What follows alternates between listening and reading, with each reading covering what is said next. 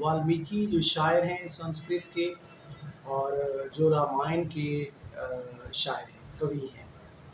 تو ان کے بارے میں یہ ہے کہ یہ جو راما ہے یا جو رام ہیں، ان کے یہ ہم عصر ہیں، ان کے ساتھ ہی یہ اسی زمانے میں ان کی زندگی میں انہوں نے یہ ایپک لکھی.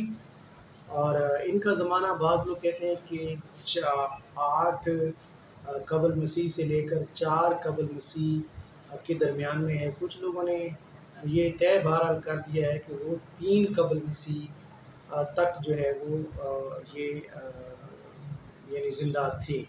تو آپ ان کا پیریڈ اگر یعنی اندازہ بھی لگایا جائے تو یہ مسیح علیہ السلام کی پیدائش سے پہلے کی بات ہے. یعنی یونانی جب آپ سمجھ لیں کہ یہاں پہ 326 میں سکندر یہاں پہ آیا ہے، راجہ پورس کی اور اس کی جو جنگ ہوئی ہے، تو یہ آپ صرف آپ وہ پیریڈ جو ہے آپ ذہن میں اگر آپ رکھیں تو یہ وہ زمانہ ہے، اس سے پہلے یہ گزر چکے ہیں.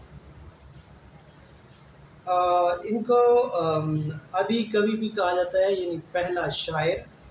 اور ان کی جو تحریک ہے اس نے جو شروع کی ہوئی، اسے مہارشی کا خطاب بھی ملا ہے کہ یہ مہارشی تھے.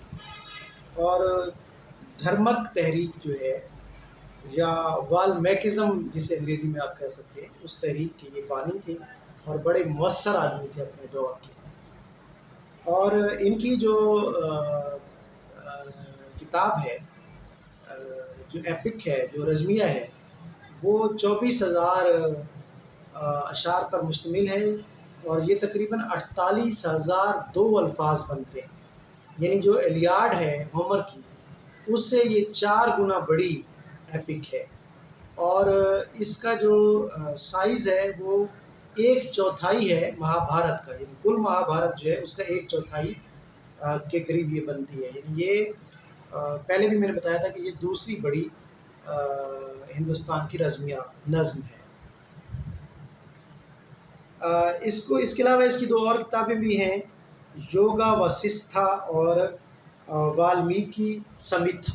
یہ اس کی اور 2 کتابیں بھی ہیں، لیکن اس کو جو عالمی کلاسک کا درجہ جس کو ملا، جو جس کلام کو، وہ ہے اس کی رامائن.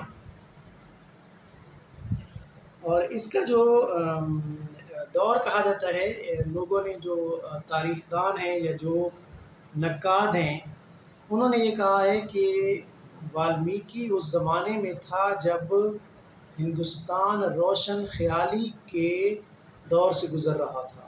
یعنی ایک ترقی ہوتی ہے، تہذیب کا ایک عروج ہوتا ہے، تو یہ تہذیب کے عروج کا زمانہ ہے. ان کے جو ٹائم اسپین، جو ٹائم پیریڈ ہے، کیونکہ یہ تو طے ہے کہ جتنا کوئی معاشرہ مہذب ہوگا اتنا ہی بڑا ادب اس کے اندر پیدا ہوتا ہے. تو لہٰذا آپ دنیا بھر کے جو کلاسک لٹریچر ہے اس کے اوپر اگر آپ نظر دوڑائیں تو وہ صرف تہذیب یافتہ دور میں ہی وہ سامنے آیا ہے. ایک بات تو یہ طے ہوگی. دوسرا یہ کہ اس کے بارے میں بھی 2 روایات ہیں. بعض لوگ کہتے ہیں کہ یہ شروع سے ہی ایک برہمن خاندان سے اس کا تعلق تھا، اور ظاہر ہے وہ عالم فاضل لوگ ہوتے ہیں. تو ایک تو یہ ہے. دوسری میتھ یہ ہے کہ یہ پہلے ڈاکو تھے، اور اس کے بعد یعنی جس طرح ایک انسان ہوتا ہے اپنے غلطیوں کے بعد جو ہے نا وہ اس کے اوپر جو رحمان ہے وہ اپنی رحمت کے سائے ڈالتا ہے، اور وہ پھر اپنی اصل کو پہچان کر انسان سیدھے راستے پر آ جاتا ہے. چنانچہ یہ اسی طریقے سے اس سے گزر کر جو ہے انہوں نے یہ سفر طے کیا رشی بننے تک کا.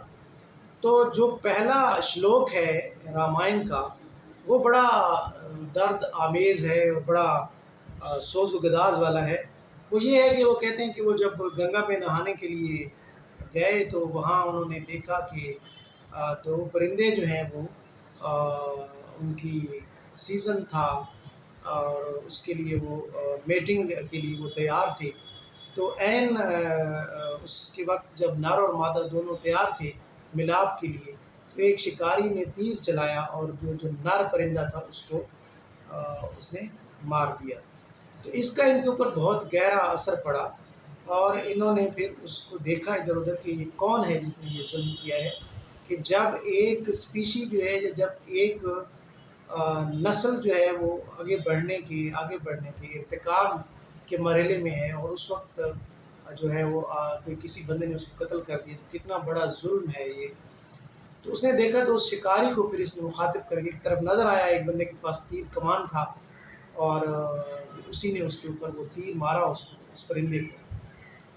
تو پھر یہ انہوں نے وہاں پہ جو شعر کہے یا شلوک کہے یا جو ورسز ہیں یا جو پہلا آپ کہہ سکتے ہیں کہ جو سٹینزے ہیں اس میں انہوں نے وہ درد مندی کی جو آواز ہے، اور انہوں نے کہا کہ کس طریقے سے تم نے اس کے اوپر ظلم کیا ہے، اور اس کے کنٹینٹ کے اوپر جب میں بات کروں گا تو پھر میں آپ کو بتاؤں گا، لیکن پھر یہ اس طرح کی درد مندی کی ٹون تھی کہ پھر پوری کی پوری رامائن جو ہے انہوں نے اسی ٹون اور اسی میٹر کے اندر، یا اسی آپ کہہ سکتے ہیں کہ اسی بحر میں، اگر ہم اردو یعنی اس کی شاعری کی اصطلاح میں بات کریں تو پھر اسی بحر میں انہوں نے، اور اسی سوز اور اسی آہنگ میں اور اسی ردھم میں انہوں نے پھر یہ پوری کی پوری یعنی اتنی طویل نظم جو ہے وہ کہہ دی، جس میں آگے چل کر پھر لو سٹوری بھی ہے اور باقی جو